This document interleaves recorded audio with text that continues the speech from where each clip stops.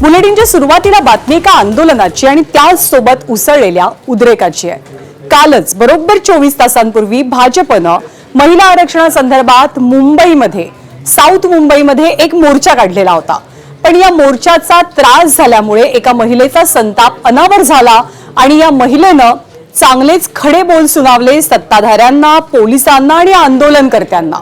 यावरती आता वेगवेगळ्या प्रतिक्रिया उमटतात की या महिलेचं हे वागणं बोलणं योग्य होतं की नाही। पण मंगळवारी ऐन संध्याकाळच्या वेळेला म्हणजे मुंबईच्या भाषेत ज्याला पीक आवर्स मानलं जातं, मुंबईमध्ये जेव्हा सर्वाधिक गर्दी असते त्याच वेळेला वरळीसारख्या गजबजाट असलेल्या भागातल्या जनाक्रोश मोर्चामुळे सर्वसामान्यांची मोठी कोंडी मात्र झाली। मग एका महिलेने रौद्ररूप धारण केलं, सत्ताधाऱ्यांना फैलावर घेतलं। मंत्री गिरीश महाजनांना या महिलेच्या रोषाला सामोरं जावं लागलं आणि राज्यभरातच नाही तर देशभरात ही व्हिज्युअल्स व्हायरल झाली आणि सत्ताधाऱ्यांवरती टीकेचा पाऊस पडू लागला। ही महिला आपल्याला अनेकांना जाब विचारताना दिसते, ज्यामध्ये मंत्री सुद्धा आहेत, आंदोलनकर्ते आहेत, पोलीस सुद्धा आहेत आणि कार्यकर्ते सुद्धा। पण या व्हिडिओमध्ये आपण पाहिलं तर आपल्या लक्षात येतं की या महिलेनं संतप्त महिलेनं अनेकदा शिवीगाळ सुद्धा केली आहे। सोबत हातातली एक बाटली सुद्धा तिने फेकून मारली। त्यामुळे वाहतूक कोंडीमुळे झालेला उद्रेक जरी ग्राह्य मानला तरी सुद्धा या महिलेचं वागणं सुद्धा आक्षेपार्ह होतं, अशाही प्रतिक्रिया उमटू लागल्यात। पण या मुद्द्यावरनं आता राजकारण जोरदार रंगतंय। विरोधक सत्ताधाऱ्यांना जबाबदार धरतात आणि महिलांसाठी हा मोर्चा होता, महिलांच्या हक्कासाठी मोर्चा होता। पण एका महिलेचा संताप सत्ताधाऱ्यांच्या विरोधात कसा दिसला याची चर्चा कालपासून राज्यात देशात रंगू लागली आहे। परंतु प्रत्येक पक्षाने या घटनेनंतर एक विचार करणं मात्र जरुरी आहे की जनतेचा विचार करूनच मोर्चासाठी रस्त्यावरती उतरायचं। मोर्चामध्ये नियमांचं उल्लंघन झालं आणि त्यामुळे पोलीस सुद्धा आता या मोर्चाच्या आयोजकांविरोधात गुन्हा दाखल करण्याच्या तयारीत आहेत। क्या प्रॉब्लम है? मुझे प्रॉब्लम है कि मैं इस रोड पर 1 घंटे से ज्यादा खड़ी हूँ। क्यों खड़ी हूँ? कहाँ पे वहाँ व्हीकल है आपका? चलो चलो चलो चलो आवाज कम कर।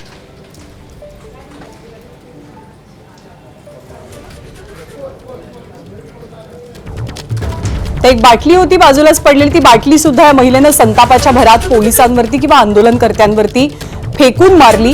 त्यामुळे या महिलेचं वर्तन योग्य की अयोग्य याच्याही चर्चा, त्याबद्दलच्या प्रतिक्रिया समाज माध्यमामध्ये उमटू लागलेल्या आहेत। या महिलेचं घर अगदी जवळच होतं, पण ती सांगते त्याप्रमाणे जवळपास 1.5 तास ती वाहतूक कोंडीमुळे हैराण झालेली होती।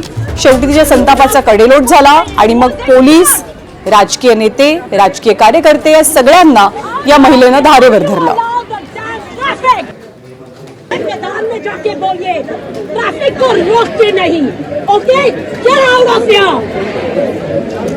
काय कलर फिरलं जरा? ठीक है। Today, now I'll send all of these videos straight to the news channel, okay? And if you think 1 घंटे से ज्यादा खड़ी हूँ।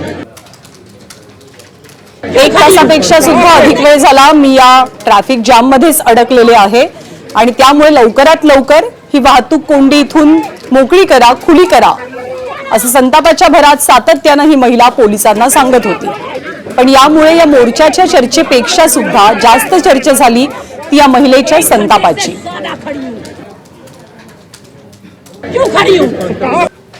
आणि या महिलेनं सगळ्यात आधी जाब विचारला तो भाजपचे संकटमोचक मानले जाणाऱ्या गिरीश महाजनांना। पण या महिलेचा हा रुद्रावतार बघून तेव्हा संकटमोचक गिरीश महाजन यांना सुद्धा लगेच काय उत्तर द्यायचं हे काही समजलं नाही। पण आज त्यांनी घडलेल्या प्रकाराबाबत प्रतिक्रिया देताना काय म्हटलं आपण पाहूया। शेवटी महिलांच्या हक्कासाठी हा मोर्चा होता। असे मोर्चा आपण बघतायत मुंबईमध्ये, शहरांमध्ये, राज्यामध्ये, देशामध्ये सतत निघत असतात। आंदोलन एवढी मोठी होतात तर आपल्याला माहिती आहे काय काय त्यावेळेला होतं म्हणून। आणि म्हणून मग अशा पद्धतीने तुम्ही तक्रार करू शकल्या असत्या, पोलिसांकडे केली असती, थोडा सौम्य भाषेमध्ये सुद्धा तुम्हाला राग त्या ठिकाणी व्यक्त करता आला असता। पण त्या ज्या भाषेत बोलत होत्या, त्यांनी जी बाटली फेकून मारली ते काही फार मला वाटतं संयुक्तिक नव्हतं। आणि या मोर्चाचं नेतृत्व एक प्रकारे भाजपच्या बड्या महिला नेत्यांनी केलं होतं, ज्यामध्ये अर्थातच मुंबईच्या महापौर रितू तावडे होत्या। पण या महिलेचा संताप जसा समाज माध्यमांवरती व्हायरल झाला, सत्ताधाऱ्यांच्या विरोधात प्रतिक्रिया मोठ्या संख्येनं उमटू लागल्या। व मुंबईच्या महापौर रितू तावडे यांनी एक प्रकारे मुंबईकरांची दिलगिरी व्यक्त करताना काय म्हटलं तेही आपण पाहूया। मी गिरीश महाजनांची क्लिप पण पाहिली. पोलीस प्रशासनाने फक्त त्यांना बोलले की तुम्हाला आपको ऐसा करना नहीं चाहिए इतकीच भाषा वापरलेली आहे पोलीस प्रशासनाने. व्हेरी मच ड्यू रिस्पेक्ट त्या महिलेला सगळ्यांनी आदरयुक्त त्या ठिकाणी ट्रीटमेंट दिलेली आहे. मी स्वतः सगळे ते व्हिडिओ पाहून मी इकडे आलेली आहे. तर त्यामुळे पोलीस प्रशासन आणि प्रश्नच नाही, आमच्या सगळ्या नेत्यांनी त्या ठिकाणी संयम दाखवला. ठीक आहे, त्या रस्त्यावरती गर्दी होती त्यामुळे त्यांचा रोष असणार स्वाभाविकच आहे, पण त्यांना हे माहित नव्हतं की आम्ही या ठिकाणी सगळ्या परमिशन सहित उभे आहोत. पण या महिलेच्या रुद्रावतारावरनं आणि या महिलेनं एक प्रकारे जे धाडस दाखवलं की थेट मंत्र्यांना जाऊन जाब विचारा, या प्रकारामुळे विरोधकांना सुद्धा बळ मिळालं आणि विरोधकांना आयती संधी चालून आली सत्ताधाऱ्यांवरती टीका करण्याची. संधी काही विरोधकांनी सोडली नाही आणि सरकारवर जोरदार हल्लाबोल केलाय. हा विद्रोह आहे, महिलांचा राग आहे, संताप आहे. तुम्ही खोटं बोलताय लोकांशी आणि खोटं बोलून मोर्चे काढताय, भाड्याची माणसं आणताय आणि रस्ते जाम करताय. 1500 रुपये महिन्याला महिलांना देताय, मोर्चाला 1000 रुपये दिले असतील महिलांना आणण्यासाठी. त्यांच्या तत्वज्ञानाचे आणि त्यांच्या इज्जतीचे वावाडे आता लोकही काढायला लागलेले आहेत. महिला विधेयकाच्या अनुषंगानं जो बुद्धिभेद करण्याचा त्यांचा जो जुना खेळ आहे तो नव्या सरीपाटावर पुन्हा एकदा खेळण्याचा प्रयत्न हा भारतीय जनता पक्ष करत आहे. मात्र त्यांचे फासे आता उलटे पडायला लागले आहेत. आपण जो कार्यक्रम केला मुख्यमंत्री महोदय, आपण बोलायला येत असताना अर्धा हॉल खाली होणं म्हणजे काय आहे हे आपण समजून घ्यावं. एका मंत्र्यांना जे तथाकथित स्वतःला जेम्स बॉन्ड समजतात, पिस्तूल लावून फिरतात, अशा मंत्र्यांना जर गेट आउट म्हटलं जात असेल तर आता या देशातल्या लोकांनी तुम्हाला सत्तेवरून खाली खेचण्याचा हा निर्धार केलेला आहे. आणि या महिलेनं तिला जो त्रास झाला त्या त्रासाबद्दलची सगळी चीड व्यक्त केली ती गिरीश महाजनांच्या समोर आणि गिरीश महाजनांनी तिने जाब सुद्धा विचारला. पण गिरीश महाजनांचा हा जो व्हिडिओ आहे तो व्हिडिओ व्हायरल झाल्याच्या नंतर अमोल मिटकरींनी अजितदादांची आठवण किंवा त्यांच्या शिस्तप्रिय नेतृत्वाची आठवण सगळ्यांना करून दिली आहे.